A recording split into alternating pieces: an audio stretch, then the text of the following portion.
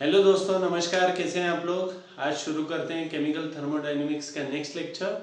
आज हम लोग पढ़ेंगे इंटरनल एनर्जी के बारे में। इंटरनल एनर्जी क्या होता है, शब्द का अर्थ लोगे तो इंटरनल यानी अंदर की, आंतरिक एनर्जी यानी ऊर्जा। तो इंटरनल एनर्जी मतलब आंतरिक ऊर्जा। किसी भी सब्सटेंस की जितनी भी एनर्जीज हैं, अगर सब्सटेंस चुपचाप बैठा है तो पोटेंशियल एनर्जी, मूव कर रहा है तो काइनेटिक एनर्जी, गोल गोल घूम रही है कोई चीज तो रोटेशनल एनर्जी, उसमें इलेक्ट्रॉन्स घूम रहे हैं तो उस इलेक्ट्रॉन्स का उन इलेक्ट्रॉन्स का एनर्जी, एटम्स के बीच में फोर्स ऑफ अट्रैक्शन या रिपल्शन है तो उन अट्रैक्शन या रिपल्शन के फोर्सेस का energy.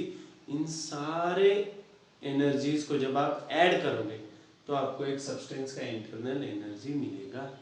Means what is internal energy? Internal energy is the sum of all the energies possessed by a substance or by a system।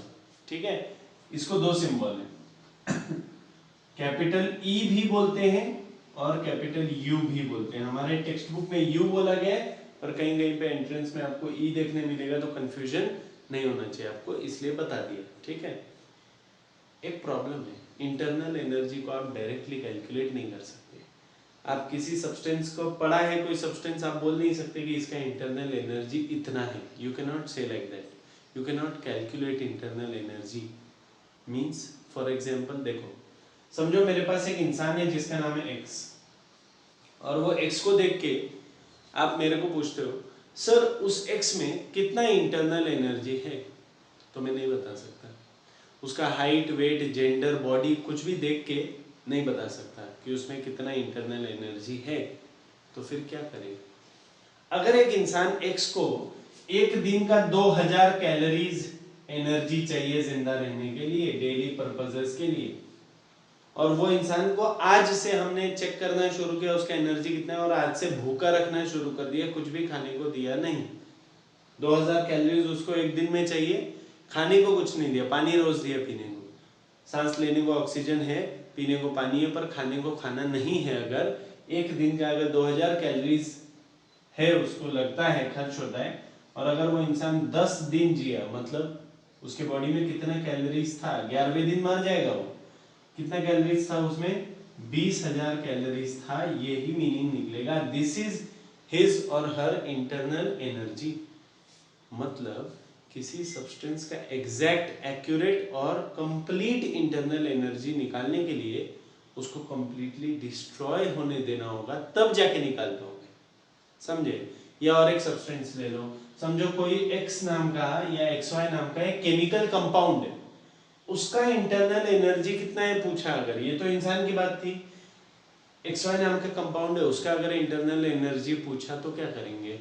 तो उसको हीट करेंगे in the absence of oxygen, इतना heat करेंगे कि उसके टुकड़े हो जाएंगे एक्स में और वाई में, और फिर एक्स और वाई को भी हीट करते रहेंगे, तब उसके एटम्स में, एटम में से प्रोटॉन, न्यूट्रॉन, इलेक्ट्रॉन बाहर बाहर भाग जाएंगे।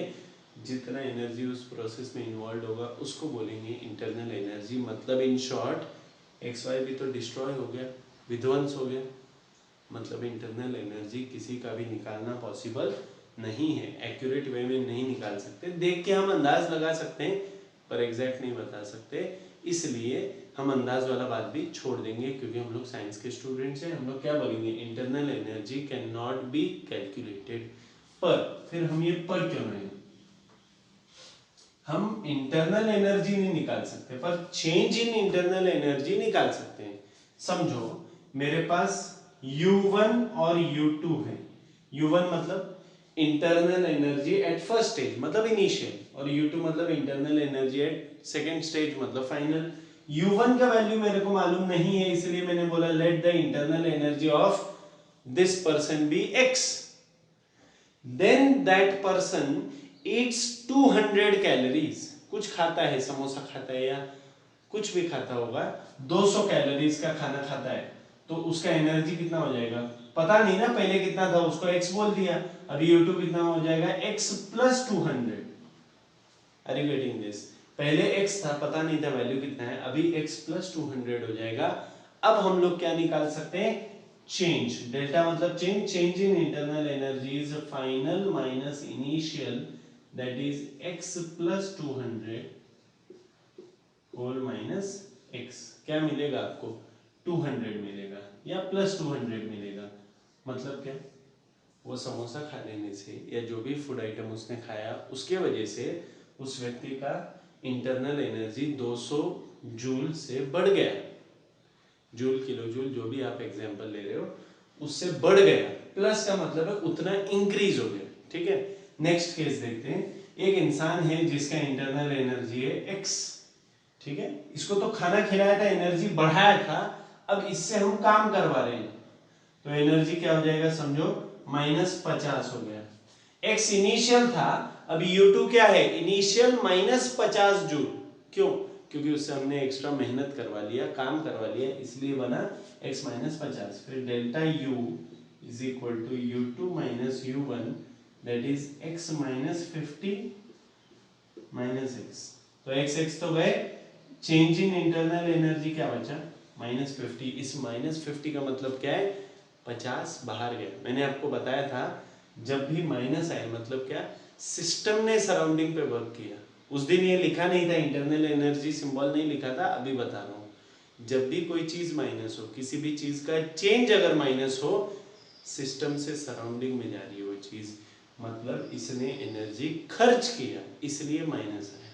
बात समझ में आई, इसको एनर्जी मिला, एक्स्ट्रा हो गया इसलिए प्लस में आया। ये है चेंज इन इंटरनल एनर्जी। चलते हैं आगे, अभी हम लोग सीखने जा रहे हैं फर्स्ट लॉ ऑफ थर्मोडायनेमिक्स। बच्चों first law of thermodynamics is very very similar to law of conservation of energy, जो हमने 10th में भी सीखा है, 11th में भी सीखा है। क्या है law of conservation of energy? Energy can neither be created nor be destroyed and be transformed from one form to another. The total energy of the system always remains, the total energy of the universe always remains constant. First law of thermodynamics क्या बोलता है? यही चीजें बोल रहा है, बस किसके मामले में बोल रहा है? इंटरनल एनर्जी के मामले में बोल सकता है। Energy of the whole universe always remains constant, internal energy never can never be, क्या बोलते हैं उसको, एनर्जी कैन नाइदर बी, क्या बोलते हैं, energy can neither be created nor be destroyed, तो उसको इंटरनल एनर्जी बोलोगे तो भी चलेगा। और एक मेन चीज, जो भी एनर्जी है सिस्टम से आई हुई एनर्जी, वो दो काम में यूज होती है। ये नया चीज है फर्स्ट लॉ ऑफ थर्मोडायनेमिक्स में। मैंने आपको बोला law of conservation of energy जैसा ही है, पर यहाँ पे थोड़ा सा फर्क क्या है पता है बच्चों? ये सब क्या था, energy can neither be created, ये सब क्या था, law of conservation of energy. इसमें नया क्या आया फर्स्ट लॉ ऑफ थर्मोडायनेमिक्स में कि जो भी चेंज इन इंटरनल एनर्जी होगा, एनर्जी ली जाएगी या दी जाएगी, जो भी चेंज इन इंटरनल एनर्जी होगा, चेंज इन इंटरनल एनर्जी होगा, that would be applicable for two things, the heat and the work done. Means every change in internal energy is either donated or given to increase or decrease the heat or to increase or decrease the work done. मतलब या तो work किया जाएगा system द्वारा या surrounding द्वारा, या तो हीट दी जाएगी सिस्टम द्वारा या सराउंडिंग द्वारा। सिस्टम द्वारा दी जाएगी तो सराउंडिंग को मिलेगी, सराउंडिंग द्वारा दी जाएगी तो सिस्टम को मिलेगी। मतलब जो भी चेंज इन इंटरनल एनर्जी वो हमेशा हीट और वर्क डन का एडिशन होगा। Change in internal energy would be the sum of heat and work done. मतलब वो लिया जाए या दिया जाए उससे कोई फर्क नहीं पड़ता, वो हमेशा ऐसे ही रहेगा। मतलब एग्जाम्पल देता हूँ, जैसे हम खाना खाते हैं, वो खाने में जो एनर्जी है, जैसे थोड़े टाइम पहले बोला 200 जूल वाला, वैसे जो भी खाना खाते हैं उस खाने में जो एनर्जी है वो दो काम में आती है। एक बॉडी के मेंटेनेंस में, मतलब शरीर में बहुत सारे सेल्स मर रहे होते हैं, बहुत सारे नए बन रहे होते हैं, उन सब काम में आता है। और दूसरा हमको काम करने के लिए एनर्जी मिलने के लिए। काम करने के लिए मतलब अभी मैं जो बोल रहा हूँ, आप जो सुन रहे हो, जो देख रहे हो, ये सब क्या है, वर्क डन है ना, फिजिक्स के हिसाब से और बायोलॉजी के भी हिसाब से। तो यही वर्क डन केमिस्ट्री के भी हिसाब से वर्क डन है। जब मैं बोल रहा हूँ, मैं यहाँ लिख रहा हूँ, ये मेरा वर्क डन हो रहा है, आप सुन रहे हो, देख रहे हो, ये आपका वर्क डन हो रहा है। पर ये होते होते बॉडी में कुछ चीजें हमेशा चालू ही है ना, जैसे सांस लेना चालू है, हार्ट बीट चालू है, समझ में आ रहा है, ब्लड फ्लो चालू है, ऑक्सीजन को कन्वर्ट करके CO2 बनाना चालू है, डाइजेशन चालू है, ये सब चीजें चालू ही हैं। बोलने का मतलब क्या है, जब इंसान खाना खाता है तो वो खाना दो चीजों के काम आता है, एक मेंटेनेंस के लिए और एक एनर्जी देने के लिए। मेंटेनेंस यानी क्या, रिपेयरिंग बॉडी में जो हो रहा है, और दूसरा काम करने की एनर्जी के लिए। समझ में आ रहा है क्या बोल रहा हूँ? तो वैसा ही दो चीजों के काम आ रहा है। Change in internal energy is Q plus W. Q is heat evolved और gain, doesn't matter, हीट दिया हो या लिया हो doesn't matter, वो साइन वाइन हमको पता ही है अभी, Q W ये सब का साइन क्या होता है, और फिर हम लोग वो चीजें न्यूमेरिकल्स में जब अप्लाई करेंगे तो आपको इजीली समझ में आ जाएगा। Delta U is change in internal energy is equal to heat absorbed or evolved plus work done by the system or on the system, जो भी हो ये दोनों को ऐड करोगे तो मिल जाएगा डेल्टा U। ठीक है, बात समझ में आ गई? आगे चलते हैं। अभी अगर वर्क डन छोटा सा हो, वर्क डन छोटा सा होगा मतलब क्या, हीट भी छोटी सी इवॉल्व होगी, चेंज इन इंटरनल एनर्जी भी छोटा सा होगा। मैंने आपको बोला था रिवर्सिबल प्रोसेस में चीजें बहुत छोटी छोटी होती हैं, डिफरेंसेस होते हैं पर छोटे छोटे डिफरेंसेस होते हैं, इसलिए बोलेंगे du is equal to dq plus dw। मतलब क्या, small change in internal energy is equal to the sum of small change in heat plus small change in the work done या स्मॉल वर्क डन। ठीक है, small change in the work done के बदले small work done. आगे चलते हैं। अभी यही चीज को, फर्स्ट लॉ ऑफ थर्मोडायनेमिक्स को ही अलग अलग प्रोसेसेस के हिसाब से देखते हैं। First law of thermodynamics for isothermal process. Isothermal process क्या होता है बच्चों, ये जो फॉर्मूला है ना बच्चों, du is equal to dq plus dw या delta u is equal to q plus w, इसी को फर्स्ट लॉ ऑफ थर्मोडायनेमिक्स को ही, इसी को ही आइसोथर्मल प्रोसेस के लिए क्या करेंगे। आइसोथर्मल क्या होता है बच्चों, जिसमें टेम्परेचर कांस्टेंट रहता है, और टेम्परेचर कांस्टेंट रहेगा तो इंटरनल एनर्जी कभी चेंज नहीं होगी। क्या बोला, डेल्टा U मतलब चेंज इन इंटरनल एनर्जी, वो कभी भी चेंज नहीं होगी। फॉर आइसोथर्मल प्रोसेस मीन्स, ये हमने देखा हुआ पहले लेक्चर में, delta T is equal to 0। Delta T मतलब change in temperature is equal to 0, therefore delta U is also 0। मतलब क्या, अगर आपने कुछ खाया ही नहीं, बॉडी में कोई डाइजेशन ही नहीं हुआ, तो इंटरनल एनर्जी ना इंक्रीज होगी ना डिक्रीज होगी।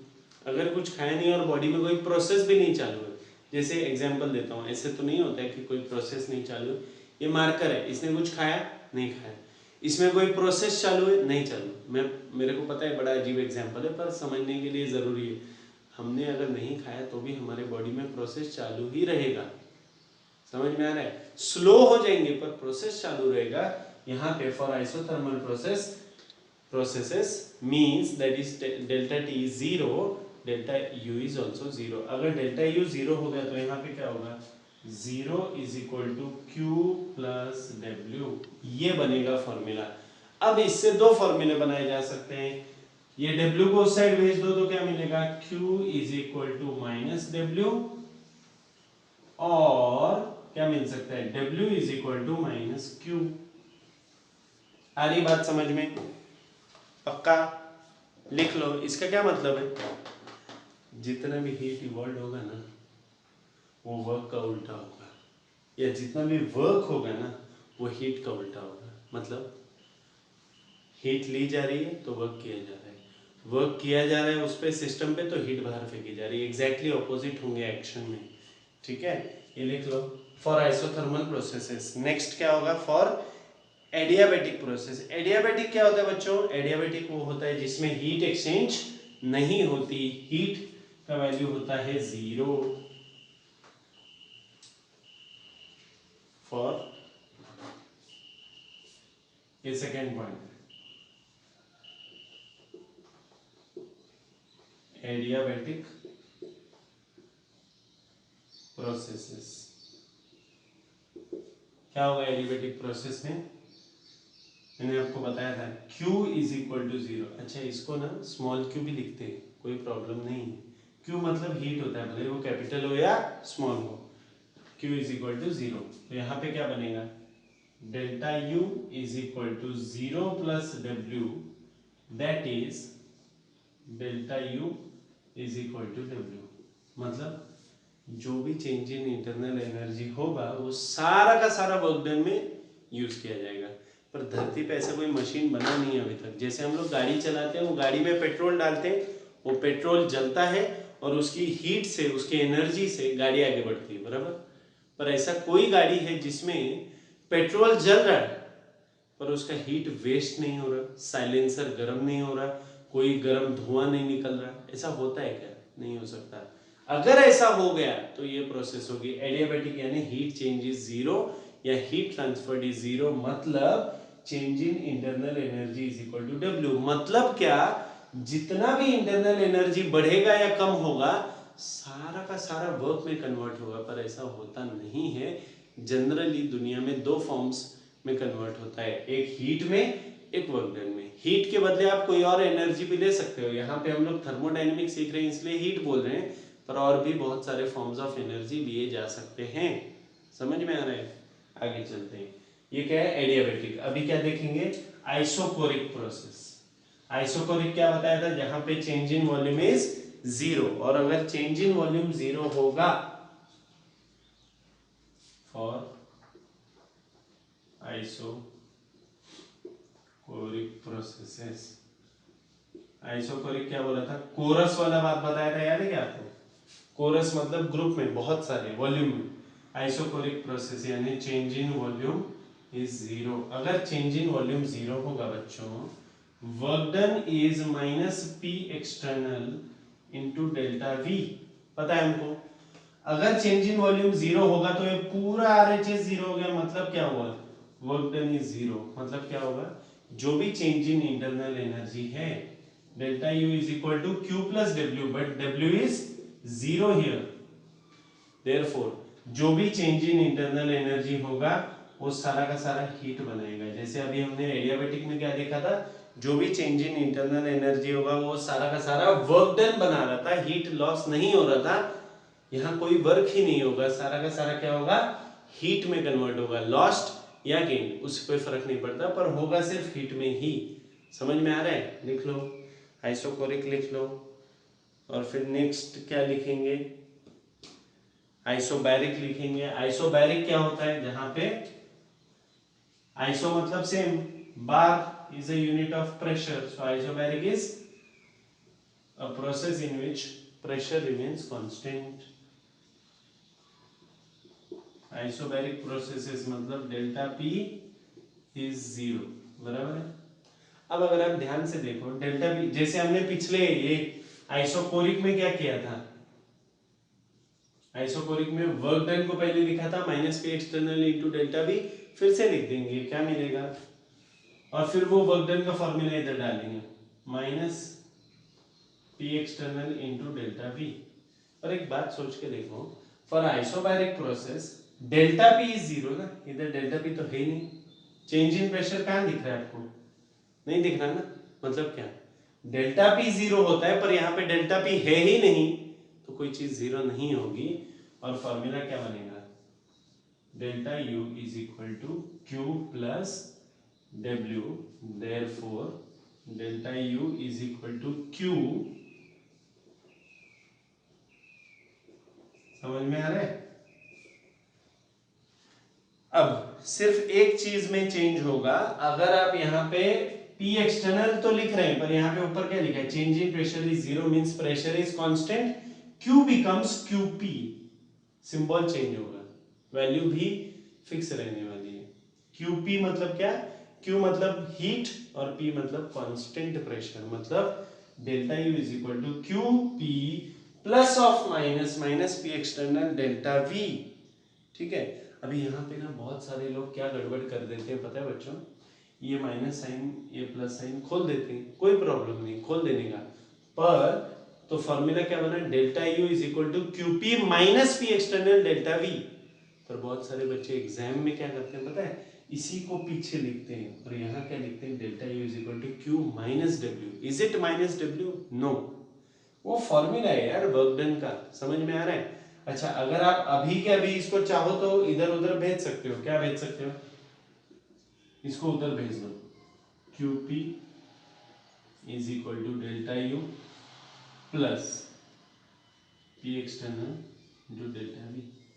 This is also one formula. But what few people make mistake is they write it as not delta U.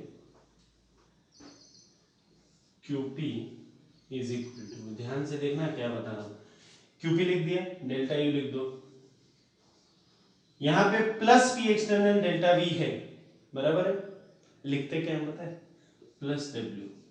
Is it making any sense?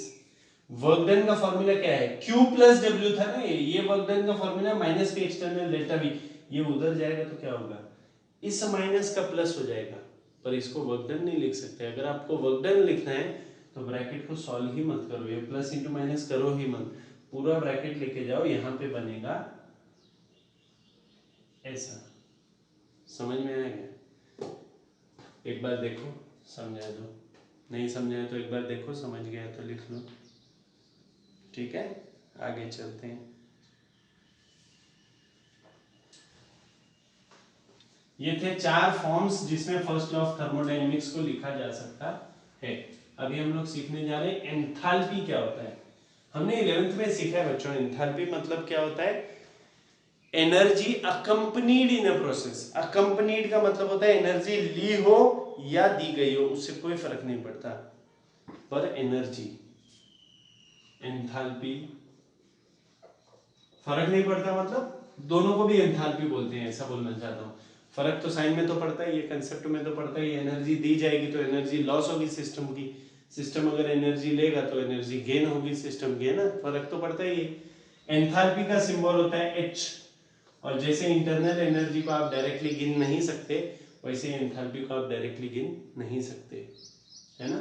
जैसे खुशियों को मेजरमेंट नहीं कर सकते, दुख को मेजर नहीं कर सकते, वैसे दोस्ती को मेजर नहीं कर सकते, रिलेशंस को मेजर नहीं कर सकते। जैसे मेरा भाई है तो मैं नहीं बता सकता कि मेरा भाई मेरे से कितना प्यार करता है या मैं कितना प्यार करता हूँ भाई से, रिश्ते नहीं बता सकते, प्यार नहीं बताया जा सकता। एंथैल्पी H है, इंटरनल एनर्जी U था। एंथैल्पी मतलब क्या, energy accompanied in a process, मतलब involve in a process, energy accompanied.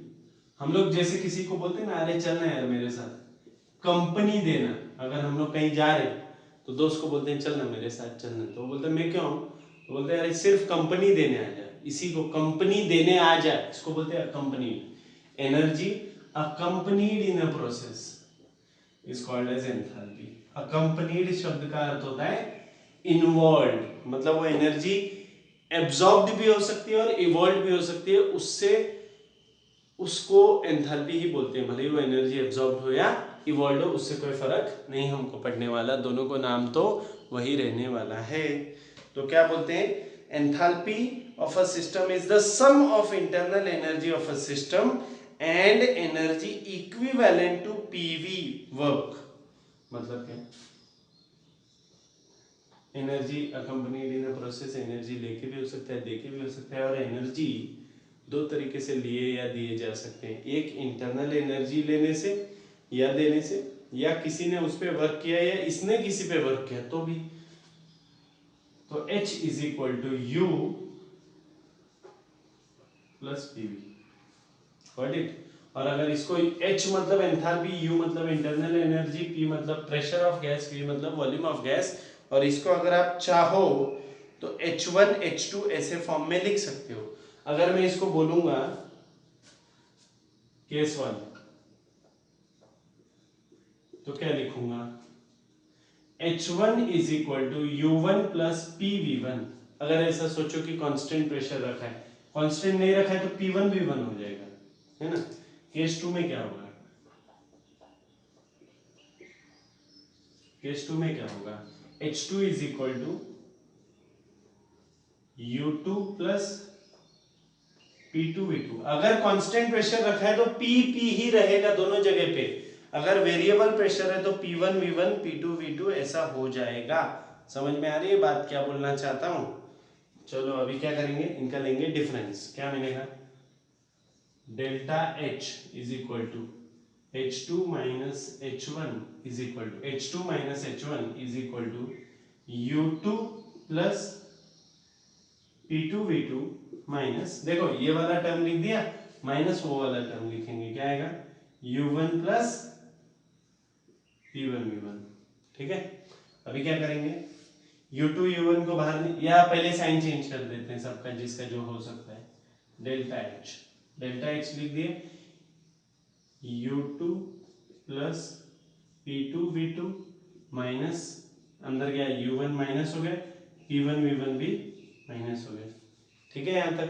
अब क्या होगा, U2 minus U1 becomes U2 minus U1 becomes delta U, forms delta H is equal to delta U। अब क्या होगा, P2 V2 minus P1 V1, P2 V2 minus P1 V1 क्या होगा, delta of, delta मतलब change, यहां पे रहेगा sign, plus delta of PV। समझ में आ रहा है, डेल्टा ऑफ पीवी का क्या मतलब है, change in pressure as well as work, है ना। और हमने अगर बोल दिया कि प्रेशर कांस्टेंट है तो फिर फॉर्मूला क्या बनेगा, since pressure is constant, since pressure is constant. Delta P का क्या मतलब है बच्चों, डेल्टा पी का दो मतलब होगा, ये सॉरी डेल्टा पीवी का दो मतलब होगा, एक होगा डेल्टा पी या वी डेल्टा पी, मतलब वी कांस्टेंट और change in pressure, plus P constant change in pressure. समझ में आ रहा है, डेल्टा पीवी मतलब क्या, दोनों का चेंज होगा, दोनों का चेंज मतलब पहले एक का फिर दूसरे का, एक का चेंज क्या है, वी कांस्टेंट है, चेंज इन प्रेशर, मतलब V is constant, pressure is changing. Second case में P is constant, volume is changing. तो हमने बोला सिंस पी इज कांस्टेंट, तो ये वाला टर्म तो जीरो हो जाएगा ना, क्यों, क्योंकि डेल्टा पी इज जीरो। यहाँ पे फॉर्मूला क्या बनेगा, delta H is equal to delta U plus क्या बनेगा, P डेल्टा V। यही बचा ना सिर्फ, ये वाला तो टर्म जीरो हो गया। क्यों टर्म जीरो हुआ, क्योंकि delta P is zero, therefore V delta P has to be zero only. This is the relation between delta H and delta U as well as P delta V। अच्छा P delta V वापस वही बात हो गई। यहाँ पे अगर मेरे को वर्क डन लिखना हो तो कैसे लिखूंगा, यहाँ पे अगर मेरे को वर्क डन लिखना हो तो कैसे लिखूंगा, माइनस डब्ल्यू लिखूंगा ना, delta H is equal to delta U minus W. क्यों, हम लोग यहाँ कॉपी कर लेंगे, सेम चीज है, कुछ भी चेंज नहीं है। Delta H is equal to delta U plus P delta V। अभी delta H as it is लिख लूंगा, delta U as it is लिख लूंगा। P डेल्टा V का क्या मतलब है, प्रेशर कांस्टेंट है और वॉल्यूम चेंज हो रहा है। अगर चेंज हो रहा है तो इसको मैं ऐसे लिखूंगा, delta H as it is equal to delta U plus P V2 minus V1 लिख लूंगा। सही जा रहे हैं, चेंज इन वॉल्यूम मतलब final volume minus initial volume. ये P को अंदर मल्टीप्लाई कर लो, delta H is equal to delta U plus PV2 minus PV1। ठीक है, अब हमको पता है by ideal gas equation, since PV is equal to nRT, therefore PV1 is equal to N1RT, है कि नहीं। Since PV is equal to nRT, therefore PV1 is equal to N1RT and PV2 is equal to N2RT। जैसे यहाँ pressure same है, volume change हुआ तो सिर्फ number of mole change हुआ, R और T तो कांस्टेंट रहेंगे। ठीक है, अब ये चीज यहाँ पे अप्लाई कर देंगे तो क्या मिलेगा हमको बताओ, delta H is equal to delta U, PV2 के जगह पे क्या आएगा, N2RT प्लस N2RT माइनस, ये माइनस साइन कॉपी किया, PV1 के जगह क्या आएगा, N1RT। अब दोनों में कांस्टेंट, दोनों में कॉमन क्या है, R और T कॉमन है, तो क्या हो जाएगा, delta H is equal to delta U plus R T, common निकाल लो, ब्रैकेट में लिख दो n2 माइनस n1। ठीक है यहां तक। अब n2 माइनस n1 मतलब क्या, final number of moles minus initial number of moles, मतलब क्या, change in number of moles. तो बनेगा delta H is equal to delta U plus R T into delta N. ये एक तरीका है लिखने का। इसी चीज को लिखने का और एक तरीका क्या हो सकता है, डेल्टा एन को पहले लिख दो, बात तो एक ही, delta H is equal to delta U plus delta n R T, है कि नहीं।